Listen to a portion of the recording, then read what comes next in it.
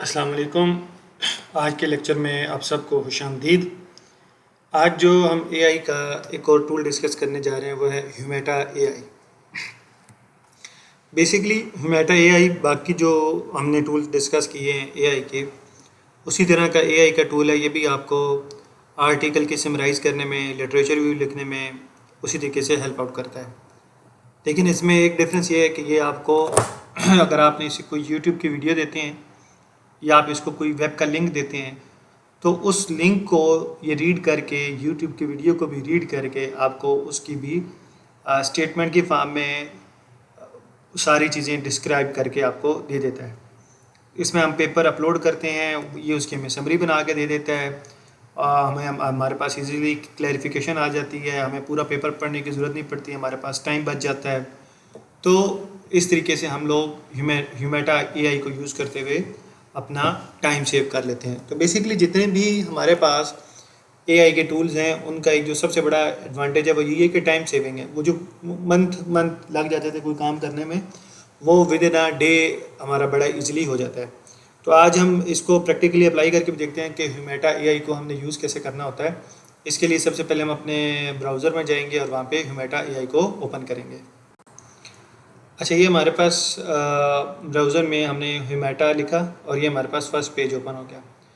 अब अगर आपका लॉगिन नहीं बना हुआ, आप फर्स्ट टाइम यूज़ कर रहे हैं, तो यहाँ पे सबसे पहले आपको अपना ईमेल आईडी और लॉगिन बनाना पड़ेगा।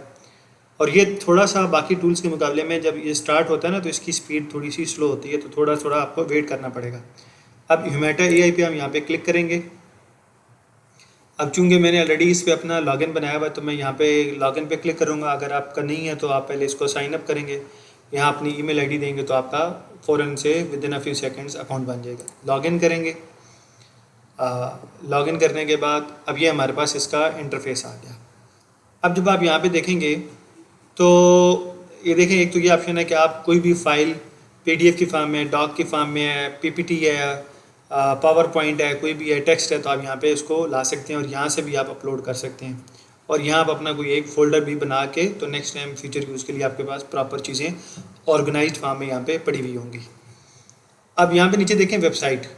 अगर आप किसी वेबसाइट का इससे एनालिसिस कराना चाह रहे हैं, उसकी डिस्क्रिप्शन लाना चाह रहे हैं, तो यहाँ वो लिंक देंगे तो आ जाएगा। इसी तरीके से यूट्यूब का है तो यहाँ आप यूट्यूब का लिंक देंगे तो वो जो वीडियो है यहाँ पे उसका आपको पूरी वो प्रेस्क्रिप्शन दे देगा। हम उसको भी एक नज़र देख लेते हैं, कोई वीडियो का लिंक हम यहाँ पे लेके आते हैं। अच्छा, अभी जैसे देखें ये एक वीडियो है, इसका मैं यहाँ से ये लिंक कॉपी करता हूँ और यहाँ पे आके ये जो यूट्यूब है यहाँ पे हम इसका ये लिंक पेस्ट करते हैं। अभी ये देखें इस वीडियो के अंदर जितनी भी डिस्कशन हुई होगी वो हमारे पास स्टेटमेंट की फॉर्म में आ जाएगी। ये भी सारा इसको रीड करने के बाद हमें इसका सारा रिजल्ट दे देगा। ये 22 सेकंड्स कह रहा है, इसको ज़रा पूरा होने देते हैं। ये जब पूरा हो जाएगा तो इसके बाद ये हमारे पास इसकी सारी इन्फॉर्मेशन जो भी इस वीडियो के अंदर बताया गया है वो आ जाएगा। यहाँ पे अब आस्क, अब यहाँ पे इस वीडियो के अंदर जितनी भी डिस्कशन है ये देखें वो आ गई हमारे पास। क्यों क्या अब फर्दर इससे जो भी आप पूछना चाहें वो आपको यहाँ पे सारा कुछ एनालिसिस करके दे देगा। इसी तरीके से आप अगर इसको कोई पेपर देते हैं, ठीक है, फॉर एग्जांपल ये मैंने इसको पीडीएफ फॉर्म में ये एक पेपर दिया। अभी देखें जो हमने पहले वीडियो अपलोड की है वो यहाँ नीचे हमारे पास सेव हो रही है। तो इसी तरीके से हम जो भी चीज़ अपलोड कर रहे होंगे, चाहे वो पीडीएफ फाइल है, चाहे वो यूट्यूब है का कोई लिंक है, वो यहाँ हमारे पास नीचे सेव हो रहा होगा। और अगर हम यहाँ पे अपना एक फ़ोल्डर बना लेंगे तो हमारे पास चीज़ ये ऐड फोल्डर करेंगे तो हमारे पास चीज़ें जो हैं वो ऑर्गेनाइज फॉर्म में हमारे पास सेव रहेंगी। अब ये आर्टिकल अपलोड हो गया है तो हम इसको आस्क पे क्लिक करेंगे। कुछ इसकी एक समरी बाय डिफ़ॉल्ट ये ऑटोमेटिकली हमें पहले ही बना के दे देता है। तो यहाँ पर ये भी हमारे पास इसकी बाय डिफ़ॉल्ट जो समरी होती है वो आ जाएगी जी। ये इसने हमें इसकी समरी करके दे दी है कि इसके अंदर कौन सा मॉडल यूज़ हुआ, डाटा कितनी ईयर का था, कौन सा कंट्री था, वेरिएबल क्या थे, सारा कुछ बता दिया।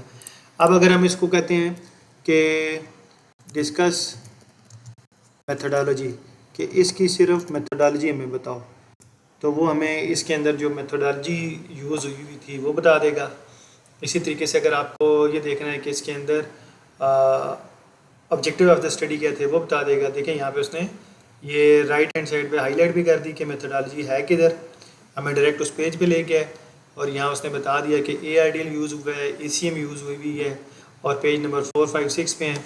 इसी तरीके से अगर हम ये कहते हैं कि please suggest some similar papers, कि हमें इसी तरह के कुछ और पेपर सजेस्ट कर दो, तो वो हमें इसी टॉपिक से रिलेटेड कुछ पेपर भी बता देगा। ये देखें यहाँ पे उसने हमें बता दिया है कि इसी फील्ड से रिलेटेड और कौन कौन से पेपर आपके पास अवेलेबल हैं। कुछ यहाँ उसने रेफरेंसेस से भी बता दिया है और कुछ वो वैसे भी आपको जहाँ से चाहिए नेट से तो आपको पेपर उसने बता दिए। तो इस तरीके से मेटा AI को यूज़ करते हुए हम किसी भी पेपर का फ़ौरन से एनालिसिस कर सकते हैं। इसी तरीके से अगर आपने किसी पेपर का रिव्यू कराना है तो यहाँ पे आप कमांड दे दें कि critically evaluate, critically analyse this paper. तो या आप डेफिशिएंसी देखना चाह रहे हैं या अगर आप उसे ये कहें कि इसमें इम्प्रूवमेंट कैसे की जा सकती है, तो वो सारी चीज़ें आपको with in a few seconds बता देगा।